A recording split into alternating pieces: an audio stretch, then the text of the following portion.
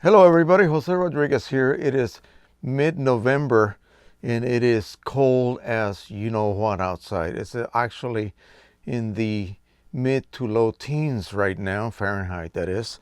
And the DC area has been hit by a really frigid mass of air coming from the northwest. But anyway, I've been having a lot of problems with my computer. And so I have been pulling my last two hairs out of my head for the last several days. That's why I haven't posted anything new. And been trying to reinstall Windows. And I tried Windows 8.1 and it kept giving me problems. Maybe there was something incompatible with the hardware in my computer that was not jiving or not liking Windows 8.1, and I think I installed it probably 10 times. And every time as I was progressing through installation of some of my programs, especially the Color Monkey software, it just did not like that. Every time I did that, when I tried to restart the computer, it would just refuse to get past the original welcome screen. So anyway, I went back to good old reliable Windows 7.1, which is what I'm running now, and it seems to be behaving. I am up to the point where now I can install my Adobe programs again and be up and working again. But hopefully before the year end, I'm going to go ahead and buy a new computer, and this is going to be a custom built computer. And I'm going to specifically ask for a good NVIDIA. I think it's the GTX 970 or 980. And so anyway, with a lot of other upgrades, it's going to be 36 gig of RAM. I'm only running on 8 right now, and I often run out of RAM when I'm trying to do my edits. And in some of these Adobe softwares, you also need CUDA Core access, and the only ones that work are the NVIDIA cards with these Adobe products. So I'm stuck with NVIDIA. Anyway, that's fine. So hopefully I'll be able to buy that before the end of the year, and I'll be able to then deduct it off my taxes, which is the business tax, being money that I generate to my sale of instructional DVDs and YouTube and Patreon and all of these little revenue producing things that I'm involved in. But anyway, enough of that. Just wanted to shoot that out to you guys in case for the next few days I don't have any new uploads. But in this video, I wanted to talk about, my gosh, this is just discussed almost on a daily basis. This guy on a forum basically asks, how do I link my monitor to my printer so that it prints exactly what the monitor is sending to it? People just still don't understand that monitor is not linked at all to the printer. There's no magic, cable that sends information and tells the printer, print it exactly the way it's produced or displayed by the monitor. There's no such thing. The monitor receives an image and it will then interpret it and print it. And of course, without getting into too much technicalities, remember, let's go back to my original suggestions out there. When you get a new printer, or you get a printer that you want to establish whether it can print correctly, you download a standard image and you print it using the printer's default settings. And usually that means pick the paper type, pick a medium resolution. You don't need the highest resolution. Often you don't really even need 2880, for instance, with an Epson printer. 1440 is more than plenty, especially on papers that tend to absorb ink and spread the little dots a little bit through blotting or ink blotting. And so, yeah, 1440, the paper type, and then just Epson standard sRGB and print it. And this will tell you if the printer can correctly print that image, regardless of how it looks on your monitor. So then you go back to your monitor, and now the idea of calibration is that you're going to calibrate your monitor using a hardware calibrator. But really, in reality, what it is doing, it is actually setting that monitor so that it reproduces colors correctly. It is displaying colors correctly, or at a certain standard, okay? And that standard is not what it's set at out of the box, believe me. I just did mine again. This time, thank God, with Windows 7.1, it took the software and no problems. I rebooted and it was perfect.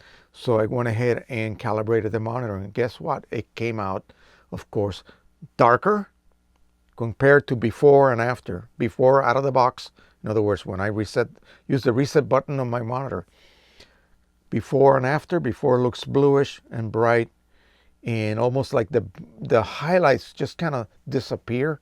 They're kind of blown out, but it looks great for movies and looking at internet pages. But when you calibrate it, it kind of brings everything down to a standardized and linear condition. My RGB is probably displaying from the darkest to the brightest in incremental steps. And that's what's important. You cannot be crushing areas of that scale from dark or from nearly black all the way to white. And that applies to all three channels, okay? The red, green, and the blue channels.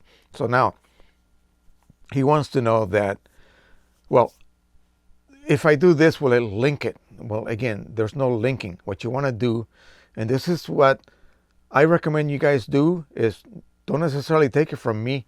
Go to the Digital Dog, digitaldog.com, I believe it is. This person is a often contributor to the DPreview printing forum. He knows a lot. He's got some wonderful video slash PowerPoint style presentations where he explains it in a very highly technical manner, and one that you will probably find a little bit long-haired, but it eventually sinks in, and it's easy to grasp once you learn the basic technological details of this whole thing about color management. And so go to Digital Dog's website and look at some of those videos. He explains it this way. When you're calibrating, you're basically, even though you're not really doing this on purpose, but you're bringing your monitor so that it matches what the printer is outputting when you print a standard image, okay? And that standard image is one that has not been manipulated any way, shape, or form. It is standard, and by standard I mean it is a baseline. Every shade is correct.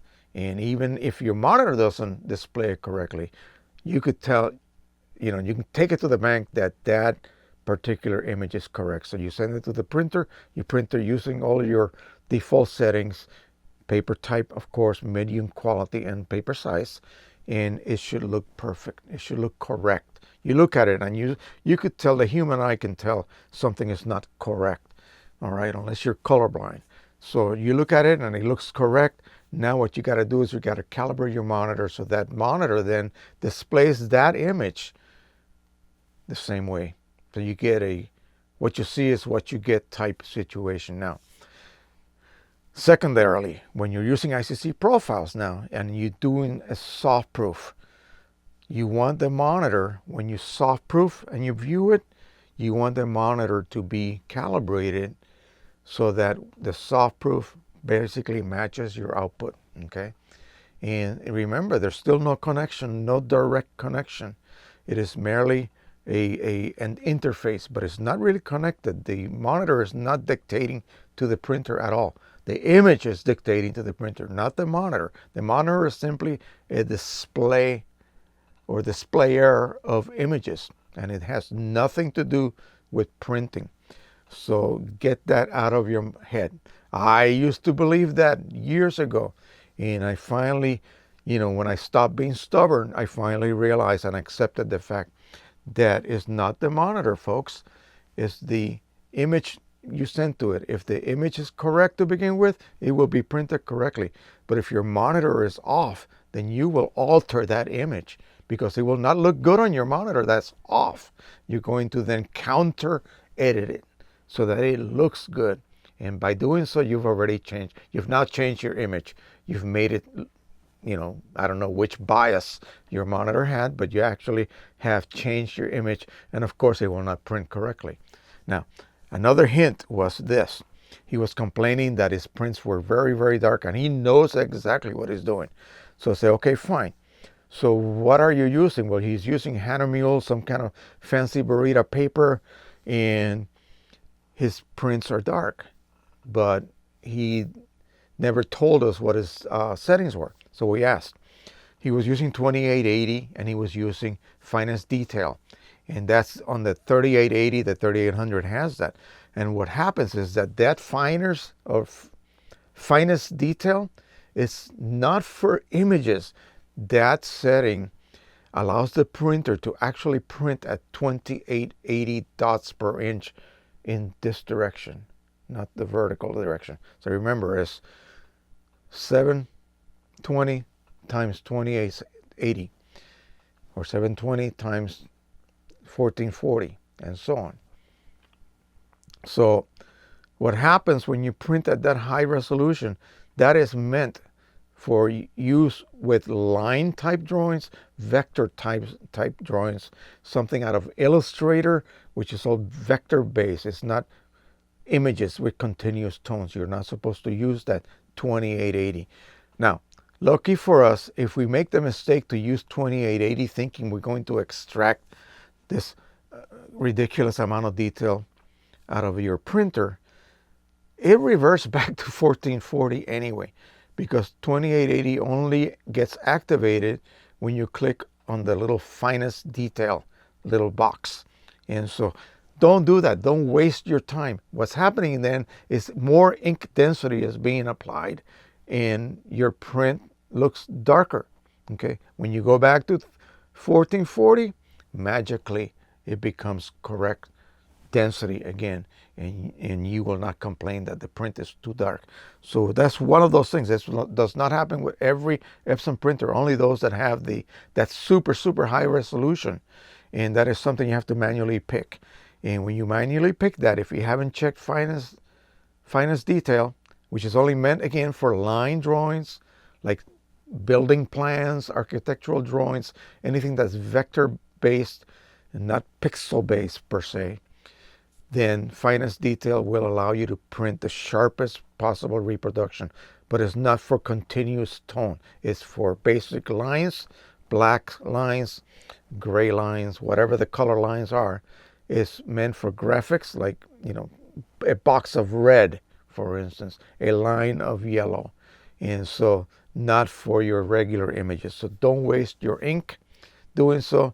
And then, of course, when you don't do that, you will not get those darker than my monitor prints. And often that's one of the major causes of my prints are too dark, even though I know exactly what I'm doing. Okay, so keep that in mind, and wish me luck with this new computer. I'm going to go ahead and I already set the specs that I want them to build it with, and I will prepare to order it. I'm going to have to use credit, and hopefully we'll pay it off in the next 3 months or so. But the idea is that I want to buy something that will outlast me, say for the next 5-6 years. The computer that I'm using now has got to be 10 years old at least.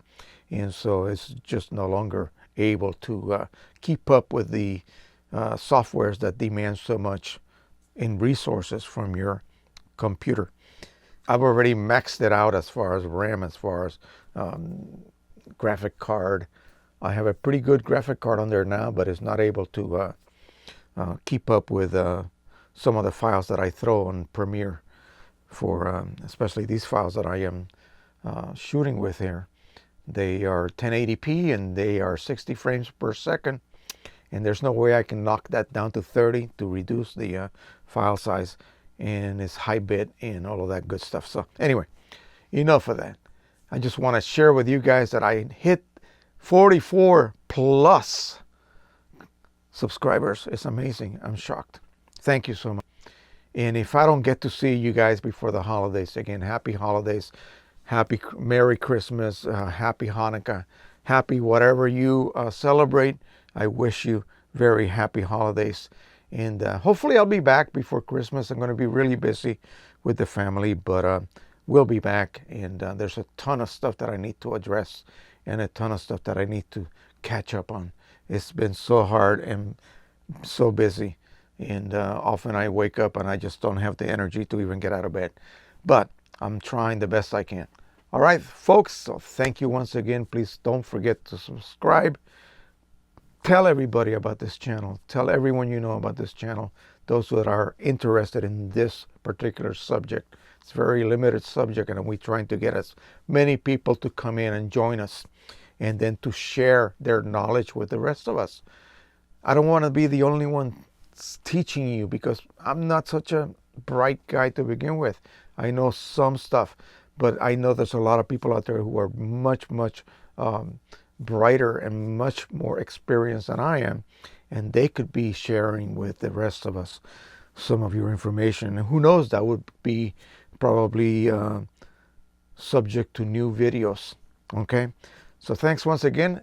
Happy printing, everybody. Bye bye.